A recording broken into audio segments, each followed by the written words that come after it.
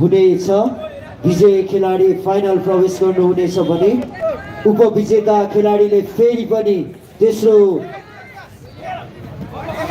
स्थानको लागि प्रतिस्पर्धा गर्न पर्नेछ। हाम्रो चौथो स्थान हासिल गर्ने खेलाडीलाई मेडल र प्रमाणपत्र मात्र रहनेछ भने तेस्रो स्थान हुने खेलाडीलाई एउटा सिलको पनि व्यवस्था रहेको छ। सिल तथा उत्कृष्ट नगद पुरस्कारले सम्मान गरिनेछ। यस पश्चात तयारी अवस्थामा रहनको लागि अनिल लोअर लुम्बिनी प्रदेश रातो रिबनमा, सेतो रिबनमा सुनिल तामाङ।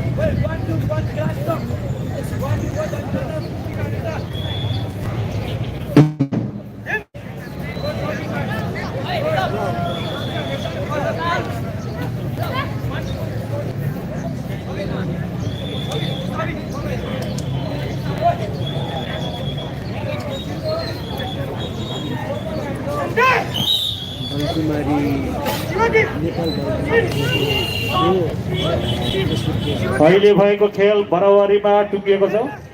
मुख्य रेफ्री जुरीसँग चाहिँ सम्पर्क गर्दैन होला। हजुर लोकलाइज नेपाल लोकलाइज नेपाल र नेपाल बालकुमारी कोचिङका अध्यक्ष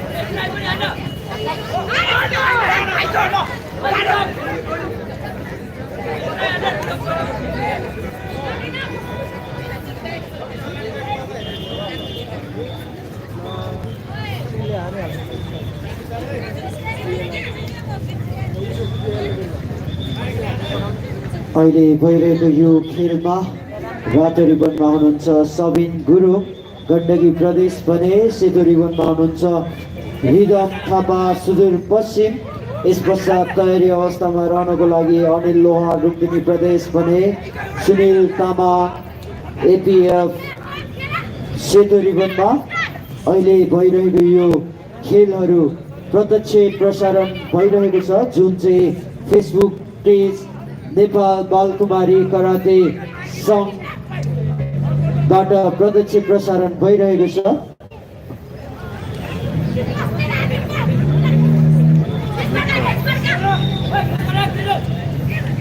त्यसै गरी युट्युब च्यानल लोकलाइज नेपालबाट पनि प्रत्यक्ष प्रसारण भइरहेको छ।